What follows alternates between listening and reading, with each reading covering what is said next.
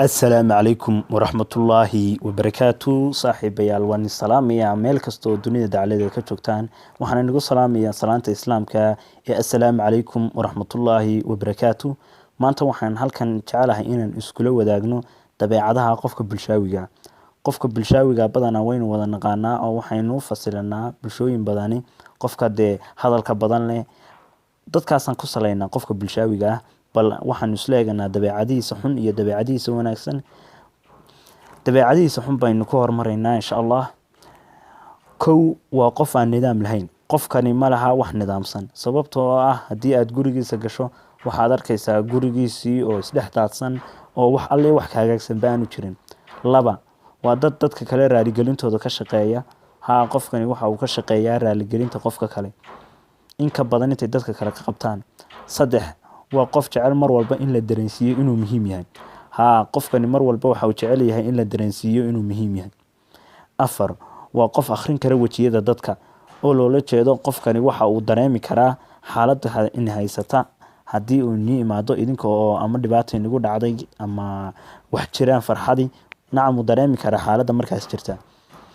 shan waxa khatar ugu jira inuu caado xun yeesho qofkani waxa uu khatar ugu jira inuu caado xun yeesho sababtoo ah waxa uu go'aan ka qaataa isagoo faraxsan ama isagoo xanaaqsan lix waa qof go'aanadu qaato khatar ku noqdaan qofkani go'aanadu qaato badana khatar ayay geliyaan oo halis bay ku noqdaan toddoba waa qof aan aqoon dhageysiga oo loola jeedo qofkani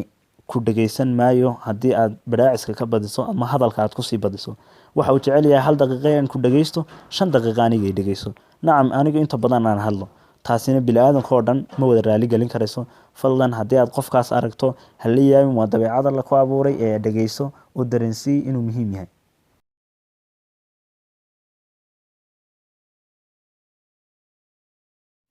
dabeecadaha uu ku wanaagsan yahay qofka bulshaawiga waxaan hore u soo sheegnay dabeecadaha uu ku xun yahay qofka bulshaawiga haddana waxaynu galaynaa dabeecadaha uu ku wanaagsan yahay qofka bulshaawiga kow waa qof ku fiican la dhaqanka dadka qofkani waxa uu ku wanaagsan yahay la dhaqanka dadka laba waa qof daacad ah oo loola jeedo qofkani aad iyo aad burunti daacad u yahay wax khiyaamo aan kugu sameyn maayo dhankiisana in lagaaga soo dhacaha ku sheekeyn saddex waa qof ku fiican waana qof cafin badan waa qof aad iyo aad u wanaagsan oo haddana cafin badan qofkan hadii aad iskhilaaftaan way fududahay sidoo kugu cafiya afar waa qof way fududahay waxa uu rabo inuu dadka ka dhaadhiciyo qofkani way fududahay inuu wax ka dhaadhiciyo sababtoo ah hadii aad maqaal ku qanci weydo ama dhinacaad ku qanci weydo dhan kale wax kaaga soo qaadayaayo dhankaagu kaaga soo eriyaa waxaanu awood u leeyahay wax kasta uu rabo inuu kugu qanciyo